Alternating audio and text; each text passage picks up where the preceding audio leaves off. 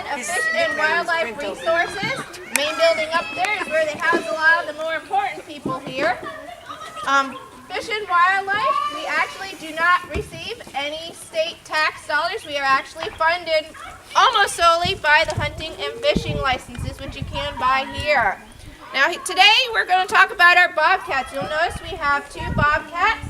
We have one on the rocks over there. That is our female. She's about 14 years old, which is old for a cat. And then we have our new young male over in that corner.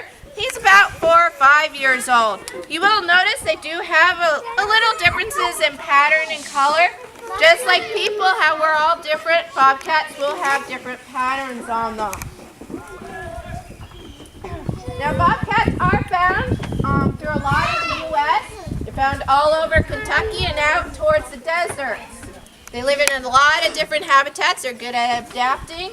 All they need to survive is some form of shelter, food, and water. But these guys are carnivores. They're cats, so they eat a lot of meat. Their favorite food is rabbit, but they'll go after squirrels and birds and snakes. Our two cats here, even though they get fed every night in the back, they do love to hunt snakes. Any snake that gets in this exhibit is fair game for them. Now they're not actually hunting for food since they do get fed. They're hunting more for fun and for play. Now if you've been out around Kentucky, you usually don't see them. If you talk to a lot of hunters, they don't see bobcats that often because they're really good at hiding. These guys can climb up trees and hide up in the trees. You'll notice a lot of our big trees have metal around them. Those are predator guards. That way they can't climb out of the exhibit. These guys also are really good at jumping. They're ambush predators. These guys from a standstill can jump over 10 feet. So that's pretty good. Now these guys, you'll notice today our enrichment is going to be fishing for bobcats. Kind of like what you would do with a house cat. These guys are not a house cat. They do not make good pets. Your house cats have been domesticated for thousands of years. They've lost a lot of their natural instincts, a lot of their muscle. Our male here is about 25 pounds and 25 pounds of pure muscle.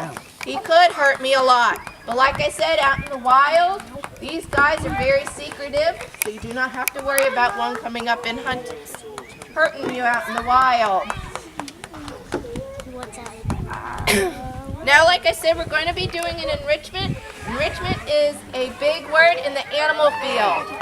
These guys, they come out, they have the same room in the back, the same exhibit out front. Like us this past winter with all the snow and we were stuck inside, we got bored, didn't we? These guys can too. Enrichment is something to help promote natural behaviors to change up their exhibit. These guys have a really good sense of smell, will hide different scents around, make them look for it and think about what it is. Change their furniture around, add different stuff in, just to get them to do a lot of their natural behaviors, get their mind going. Now sometimes I will let you know, we do toss enrichments in, and they sit there and look at me, maybe sniff the air, and that's it. Well, at least they sniffed the air, and they had to process that new smell, going, what is that? Is that safe? Do I have to check it out, or should I be scared of it? But we'll see. Hopefully today they'll be good. I will warn you, I will try to get them to come up and run up here and be jumping. If you're near the ledge, either get out of my way or I'll go over you.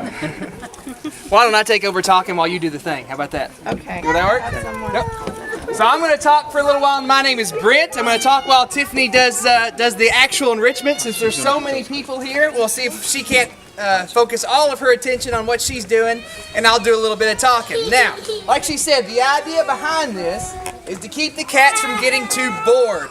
They spend all day in the same enclosure every single day all year long, and so we have to do things to make sure that not only are their physical health requirements met, like food and water and shelter, but also their mental health requirements, because a lot of times if an animal is not mentally healthy, that'll eventually translate into physical health going down. So an animal that's too bored might eventually accidentally hurt itself or something like that. So she's going to try to do this to help the animals from getting too bored.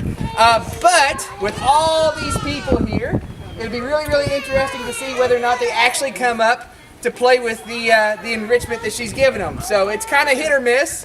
Obviously, we don't have any way of making them play with the the enrichment for us, right? So this could be, oh, well, never mind. Yep.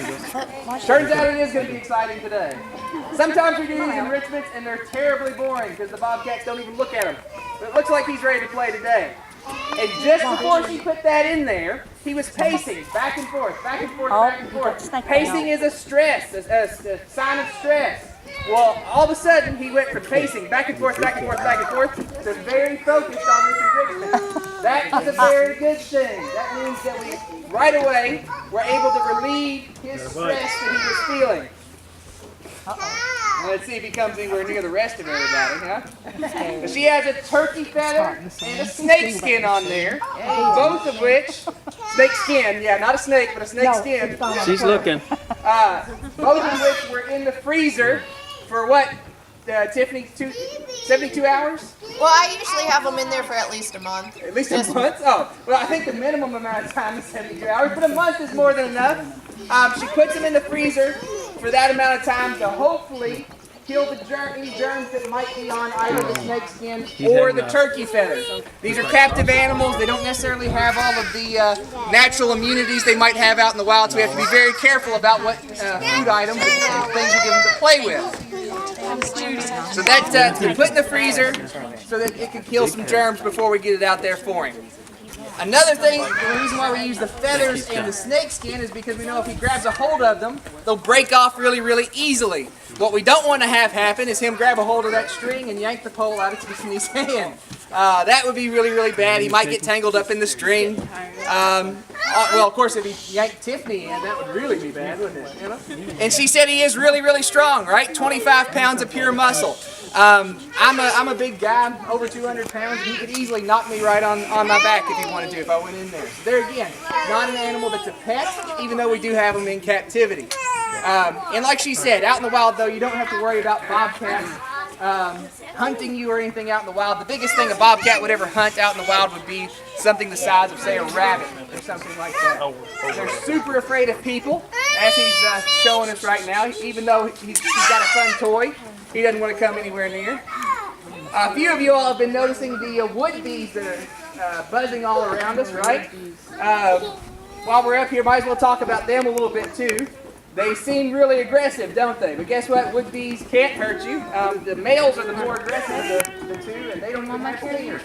So chances are these ones that are buzzing around us are males, and they don't even have stingers. So even some of our volunteers that are shying out of the way,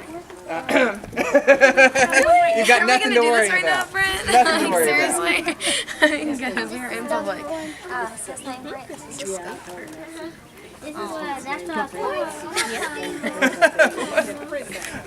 Let's see here. Touch our beaver. T2, Tiff, do you want me to go over there? Yep. Silver All right. skull. Gosh, earthquake.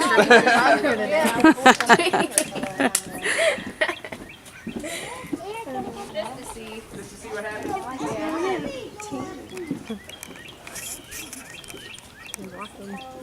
Oh, apparently, I guess he is. He might not be going in, he might be going on. Yep. What are you doing? Hey. He wants attention is what he wants. Yeah. But notice I'm not reaching down to pet him either. There's a reason for that. Nope. All right.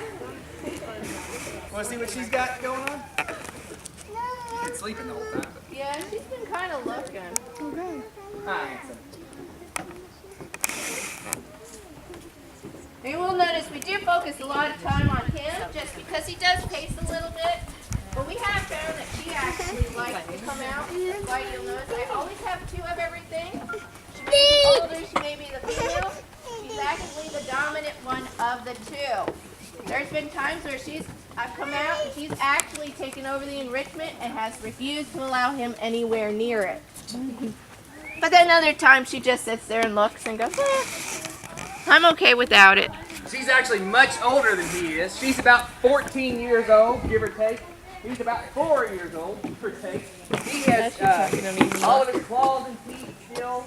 She's actually declawed and defanged because a long time ago, whenever she was, well, 14 years ago when she was put into captivity, that was kind of the practice with big cats, was declawing and defanging. So even though she's a very, very old lady, doesn't have any of her teeth or fangs, or well, any of her fangs or claws anymore, she still is the dominant cat and whoops up on him all the time. Of course, she was here first, and he came into her territory, so maybe that has a little something to do with it too.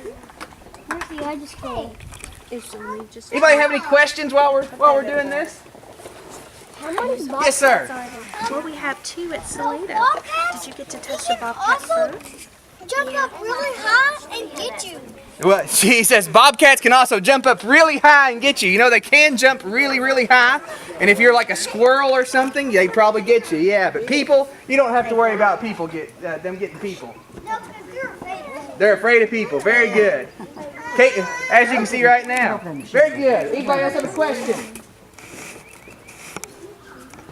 What's their lifespan anymore? What's their life? You know, I don't even know. That's a good question. I know that she's very old at 14 years old. But I can't remember what their life expectancy is in a while because usually in captivity you can see them living just a little bit longer. So I don't know if it's a decade or 5 years. I'm not sure. Tiffany, do you know? And out in the wild, Yeah. out in the wild, I'd probably say about 6 to 10. 6 to 10? Because they live about 16 or so in captivity. Our old male that we had lived to be 17 years old before he died, and he was geriatric at that point. Anybody else have any questions? Good question. How many do they have at birth? How many do they have? Another good question. Well, he was one of 3 actually in his litter, and I think is the average 2 to 3, and sometimes it could be up to 4 or 5. I think so. Am I saying that right? Yeah, that's what I thought. Well, you know, honestly, they'd probably be happier if there was just one of them. They're not social animals out in the wild, and so they wouldn't seek each other out for attention except for, you know, that one time a year, right? Yeah. And so they'd probably be happier just being one. But yeah, so that's why we only stick 2. And we spay and neuter them so they get along a little bit better. Maybe. Yep.